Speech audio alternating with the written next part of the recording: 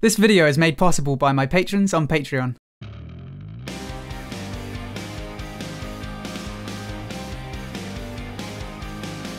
Hello everyone, my name is Ziamaro and welcome to Battlerite Sage. So today I want to talk about something that I've noticed is a bit of a problem for players in Platinum and below. So I've made the same mistake I made in the preseason. I've been kinda off my game lately, so I was playing on another account to try and get my confidence back. And now I've got the same problem that I had in preseason. My alt account is a higher rank than my main, so now I've got to try and catch up with my alt account. And speaking of which, it's Monday today, so after watching this video, head over to twitch.tv/BattleriteSage if you want to see my futile attempts at climbing. Anyway, there has been one interesting aspect to my conundrum. Apart from the occasional weird matchmaking issue, I don't often get to play with people in Platinum. So this has given me some interesting insight into some mid-tier problems. So one big issue that I've noticed is the way that some people use their space ability. And there's two aspects to it. First, there's space timing. And I guess when I say space, I'm also including any kind of iframe or other dodge ability as well. As a support player, this particular issue is one that really messes me up.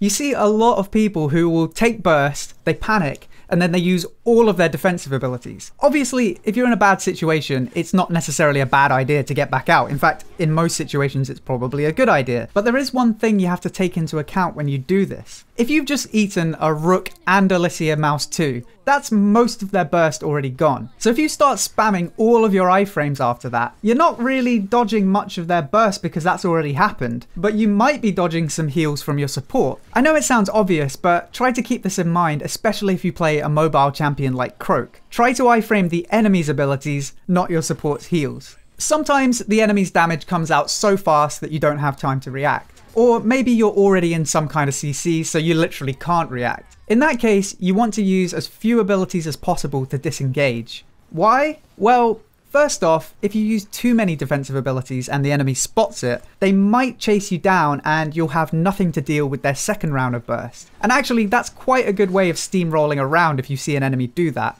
And secondly, when you've taken a lot of damage, your support is probably looking to heal you. If you start iframing mindlessly, the enemy doesn't really care, they've already done their burst. But there's also the chance that you'll iframe a heal or two. A good support will predict that you're going to do this and they won't heal until your iframes are over. But if you iframe and space into a bad position, then there's not a lot the support can do for you there. And that brings me to my second point. Space positioning. It's natural when you're under pressure to look for some open space and just get away from the enemy. But try to remember this. For most champions, their space ability is their main iframe and mobility tool. So, as I mentioned, you want to use your iframe or space to avoid damage and to be careful about iframing heals. But you also need to be wary of where you space to. For so many champions, their space is also their only form of burst mobility. So you've got to make sure you're spacing into a good position as well. For example, it might seem tempting to space behind a wall to make it harder for your enemy to chase, but it also makes it harder for your team to support you if your enemy does chase you. And there's an interesting bit of psychology here. A lot of people will use their space aggressively to chase an opponent behind a wall, but most people won't use their space to help a teammate who's behind a wall. I mean, it makes sense. Your ally just blew a cooldown, why should you also blow one just to defend them? You're potentially giving your enemy a massive advantage by doing that. Sometimes it's the right call, but it's a tough decision to make. If you chase an enemy who just spaced behind a wall, you're taking a bet on your ability to outtrade them. Because once both of you have spaced behind the wall, neither of you are escaping for a few seconds. So bear this in mind when you space behind a wall to escape. It's more likely that your enemy will follow you there than your teammates. So in general, don't space behind walls unless your team is already there.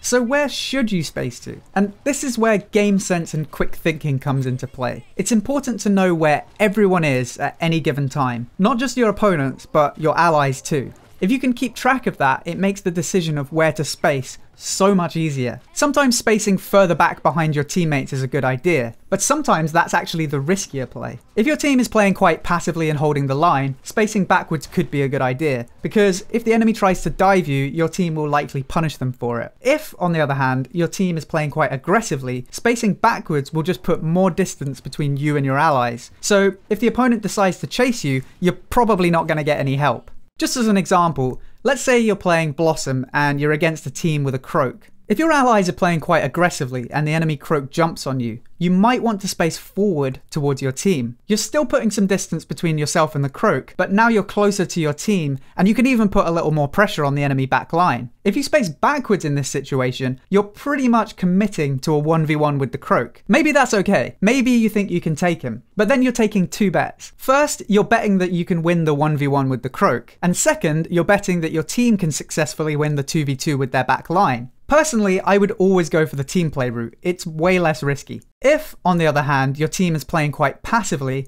spacing forwards is obviously a really bad idea. You've just used your mobility and you've put yourself in a less defensible position. So that example is obviously from a support perspective, but a lot of the same principles apply to a ranged DPS. I often see Jamongs get chased by a Rygon and they just kite them back and back until they're in our spawn. So as a support, I either have to peel for them and leave my melee in a 1v2, or I just let the Jamong 1v1 the Rygon and probably die because he's used all his defensives to get back into our spawn. It's really a lose-lose situation. So try to remember, depending on the situation and the comp you're playing, sometimes spacing backwards is actually the riskier play. Melee DPS can be a little bit different because some melee champions need to space aggressively to close the gap. But you've got to ask yourself a few questions. First, can your team keep up? If you're Croak, a very mobile champion, and you have a Jamong and a Pestilus on your team who are not particularly mobile, when you space right into the enemy backline straight away, your team just won't be able to keep up with you. If you do this and the enemy team is quite passive, they might just fall back and try to 1v3 you, while your team can't really do anything about it if they've already dismounted. If, on the other hand, your opponents are also playing quite aggressively,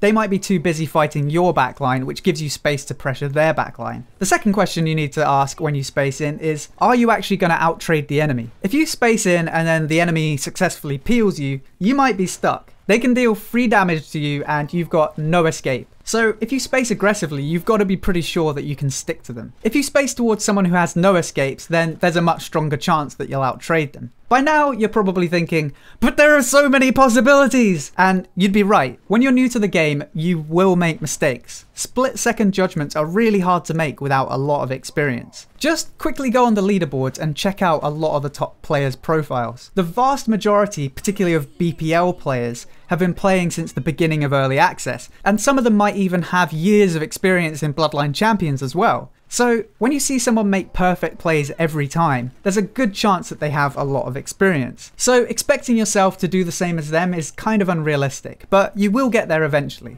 You'll lose a ton of games because of inexperience, but if you watch your replays back and find patterns in the way that certain champions and comps play, you'll make fewer and fewer mistakes over time, and eventually you'll be one of those guys who makes the right call every time. I hope you enjoyed this video. If you did, then please feel free to subscribe for more Battlerite guides, news and discussion. If you'd like to help support the channel and get some unique rewards, then head over to patreon.com/battleritesage. And don't forget to check out twitch.tv/battleritesage. Until next time, thank you for watching, and I'll see you soon.